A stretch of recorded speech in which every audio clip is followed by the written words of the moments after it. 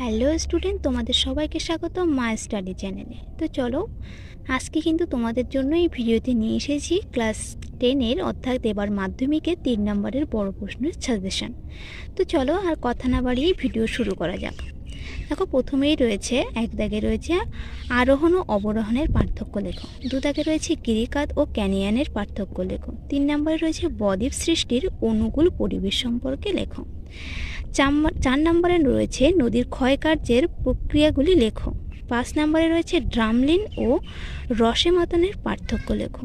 তো পরবর্তী কোশ্চেনগুলোতে যাওয়ার আগে তোমাদের কাছে রিকোয়েস্ট, তোমরা যদি আমার চ্যানেলে নতুন হয়ে থাকো তাহলে অবশ্যই চ্যানেলটিকে সাবস্ক্রাইব করো এবং ভিডিও ভালো লাগলে অবশ্যই লাইক করো। 6 নম্বরে রয়েছে নদী উপত্যকা ও হিমবাহ উপত্যকার মধ্যে পার্থক্য লেখো। 7 নম্বরে রয়েছে বারখান ও শিববালির মধ্যে পার্থক্য লেখো। 8 নম্বরে রয়েছে স্থলবায়ু ও সমুদ্রবায়ুর পার্থক্য লেখো।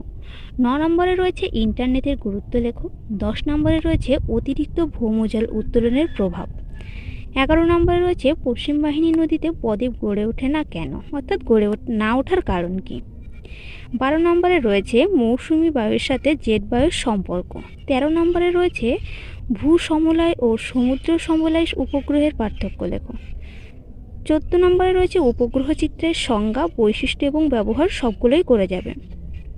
এবং 15 নম্বর অর্থাৎ সবশেষ যেটা রয়েছে ভূ বৈচিত্র্যসূচক মানচিত্রের সংজ্ঞা ও গুরুত্ব। তো আজকের ভিডিও এই পর্যন্ত। ভিডিও ভালো লাগলে অবশ্যই লাইক, কমেন্ট এবং বন্ধুদের শেয়ার করতে ভুলো না।